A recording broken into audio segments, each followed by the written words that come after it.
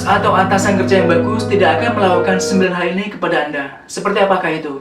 Silakan simak terus video ini.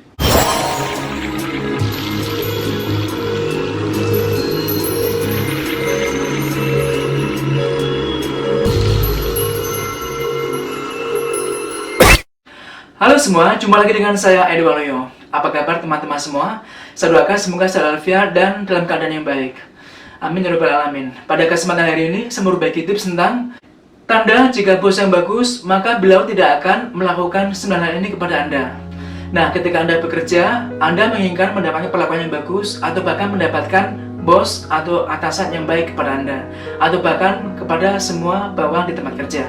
Nah, tapi sayang sekali tidak semua bos atau atasan di tempat kerja itu baik atau melakukan Anda atau melakukan bawahannya dengan baik. Nah, di sini saya memberikan informasi atau edukasi bahwa bos yang bagus maka tidak akan melakukan hal-hal ini kepada Anda. Pertama, satu, tidak memandang rendah Anda atau memandang sepele Anda. Nah, jadi bos yang bagus itu beliau tidak akan memandang rendah Anda di tempat kerja, atau peran Anda tidak akan dipandang sepele oleh atasan. Karena bos yang bagus akan melibatkan atau menganggap semua pekerjanya merupakan bagian dari keluarga beliau, di mana Anda akan dianggap sebagai peranan yang sangat penting. Apapun posisi Anda akan dianggap sebagai peranan penting di perusahaan, sehingga Anda akan menjadi bagian dari keluarga di tempat kerja. Yang kedua, sombong atau tidak bisa memberikan model yang baik kepada bawahan atau kepada orang-orang di tempat kerja. Jadi bos yang tidak bagus biasanya akan sombong atau bahkan disapa, halo, good morning, selamat pagi, atau selamat siang aja. Bahkan beliau tidak akan menjawab sapaan Anda. Nah, ini tanda jika bos tidak bagus kepada Anda. Nah, bos yang bagus di tempat kerja itu bos yang tidak sombong kepada Anda, bisa memberikan contoh yang baik, bisa memberikan model yang baik. Karena bos yang bagus akan sadar untuk membangun tempat kerja yang bagus dibutuhkan pemimpin atau atasan yang bagus pula, yaitu contoh dari model beliau.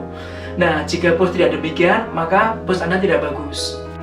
Dan yang ketiga, tidak mengempower atau memperkasai pekerjanya di tempat kerja, atau tidak memberikan empower begitu. Nah, jadi bos yang tidak bagus, beliau tidak akan mampu memberikan empower atau memperkasai Anda di tempat kerja. Nah, memperkasai di sini misalkan ketika Anda membutuhkan sesuatu untuk sukses di tempat kerja, bos harus bisa memotivasi.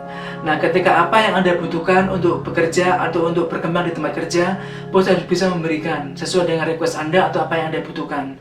Jadi ketika manajemen atau bos Anda tidak bisa memberikan apa yang Anda request atau Anda harapkan sesuai dengan apa target orang-orang di tempat kerja, artinya bos ini tidak bagus. Jadi bos yang bagus maka tidak akan demikian.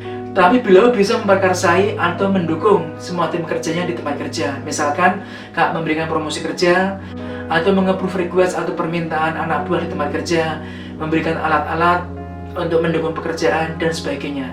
Sederhananya, bos memberikan apa yang Anda butuhkan untuk sukses di tempat kerja dan melakukan tindakan ini dengan baik. Dan yang keempat adalah tidak menghakimi Anda atau melakukan fast judgment atau kesalahan abiasa. Nah, di sini bos tidak menghakimi Anda atau melakukan kesalahan abiasa atau fast judgment, di mana bos selalu menghakimi Anda, baik background Anda, latar pendidikan Anda, budaya Anda, atau bahkan ras Anda. Nah, sebagai contoh misalkan ketika Anda mau melamar pindah kerja misalkan. Nah, Anda belum melamar pekerjaan, belum diwawancara, dan belum dites segala macam, tapi bos sudah memandang Anda bahwa Anda tidak qualified atau tidak mampu di situ. Nah, ini merupakan suatu fast judgment. Nah, atau abiasa yang salah. Atau contoh lain misalkan ketika Anda berasal dari kota A misalkan. Nah, bos atau atasan Anda menganggap orang dari kota A ini dianggap kurang qualified atau mungkin dianggap kurang bagus. Nah, itu tidak benar. Jadi, bos yang bagus tidak akan melakukan fast judgment seperti ini atau kesalahan biasa seperti ini. Yang kelima, tidak langsung memberikan warning atau surat peringatan kepada Anda. Nah, jadi bos yang bagus itu ketika Anda melakukan kesalahan, atau dalam arti di sini kesalahan tidak fatal begitu, atasan Anda akan memberikan peringatan secara verbal atau konseling maupun nasihat begitu kepada Anda.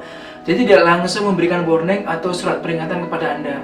Jadi kalau seandainya Anda melakukan kesalahan yang dianggap tidak terlalu fatal, kemudian atasan Anda memberikan warning atau SP kepada Anda, artinya atasan Anda kurang bagus. Karena hal itu bisa menjatuhkan semangat Anda atau bahkan menurunkan motivasi Anda. Jadi bos yang bagus di tempat kerja harus bisa memberikan peringatan lebih dahulu secara verbal atau secara komunikatif. Nah, di sini tentunya disesuaikan dengan keadaan atau situasi kesalahan Anda. Jika kesalahan Anda fatal, ya mungkin akan beda cerita. Mungkin bos akan kasih Anda warning atau bahkan memecat Anda. Misalnya kayak sexual harassment atau mungkin pelecehan di tempat kerja. Tapi jika hal yang tidak terlalu berat, semestinya dikasih peringatan secara verbal lebih dahulu. Yang keenam, tidak melihat potensi atau kompetensi Anda. Nah, jadi bos yang bagus itu semestinya bisa melihat potensi atau kompetensi Anda di tempat kerja.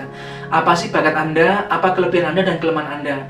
Jadi bos yang bagus harus mengetahui ini. Jadi tidak semata-mata harus percaya atau hanya percaya pada laporan atau omongan supervisor saja. Karena bos yang bagus harus bisa mengobservasi juga secara langsung seperti apa sih kinerja bawahan, si A bagaimana, si B bagaimana, dan sebagainya. Jadi tidak semata-mata hanya percaya pada omongan supervisor, tapi tidak mempelajari langsung kemampuan bawahannya. Karena boleh jadi apa yang supervisor katakan tidak benar, atau mungkin punya personal sentiment kepada bawahan mereka, ya kan? Dan ketujuh adalah tidak bisa memberikan solusi. Bos yang bagus akan memberikan solusi atau alternatif lain ketika ada kesulitan atau kendala bawahan di tempat kerja. Misalkan ada orang yang mungkin kurang cakap atau kurang lincah dalam melakukan pekerjaan tertentu. Nah, bos yang bagus biasanya akan memberikan waktu atau ruang untuk training begitu untuk meningkatkan skill atau kemampuan dia. Jadi tidak sekedar marah-marah, memaki-maki atau bahkan menjudge bawahan tersebut yang kurang mampu. Nah, hal itu tidak akan dilakukan sama bos yang bagus di tempat kerja. Yang kedelapan, semena-mena dan memberikan beban kerja kepada bawahan atau anak buah. Nah, jadi ketika bos itu tidak bagus, biasanya beliau akan semena-mena memberikan tanggung jawab atau pekerjaan kepada bawahan tanpa melihat kemampuan anak buah. Mentang-mentang menjadi bos, sudah berkuasa di tempat kerja, seenaknya bos memberikan pekerjaan tanpa melihat kemampuan anak buah. Nggak peduli, yang penting pekerjaan selesai beres. Tidak seperti itu. Jadi bos yang bagus bisa melihat kemampuan anak buah, atau bahkan ketika anak buah itu ada yang sibuk, terlalu repot dalam pekerjaan, bahkan beliau bisa memberikan tim lain untuk membantu orang tersebut, walaupun mungkin 15 menit atau mungkin 30 menit, atau bahkan jika bos yang bagus, bahkan beliau akan terlibat atau membantu walaupun mungkin 15 menit di tim tersebut. Dan yang kesembilan, tidak memaki-maki Anda di depan tim kerja yang lain.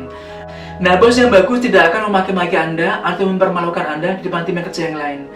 Misalnya ketika Anda melakukan kesalahan atau melakukan kekurangan di tempat kerja, bos tidak akan memaki-maki Anda di depan tim kerja yang lain. Jika Anda melakukan kesalahan, kemudian bos Anda memaki-maki Anda atau marah-marah kepada Anda di depan tim atau orang lain, artinya bosnya tidak bagus. Karena bos yang bagus, jika Anda melakukan kekurangan atau kesalahan, sebaiknya dipanggil ke kantor atau dibicarakan secara personal. Mengapa dan bagaimana? Dan bos akan memberikan nasihat atau solusi yang bagus kepada Anda. Nah, demikianlah 9 tanda jika bos tidak bagus di tempat kerja. Maka bos tidak akan melakukan hal tersebut kepada Anda. Terima kasih sekali sudah menonton. Jika ada pertanyaan maupun komentar, silakan bisa komen di bawah. Dan terima kasih atas waktunya. Bagi yang belum subscribe, silakan subscribe, like, dan share video ini. Dan nantikan video saya berikutnya. Sampai ketemu.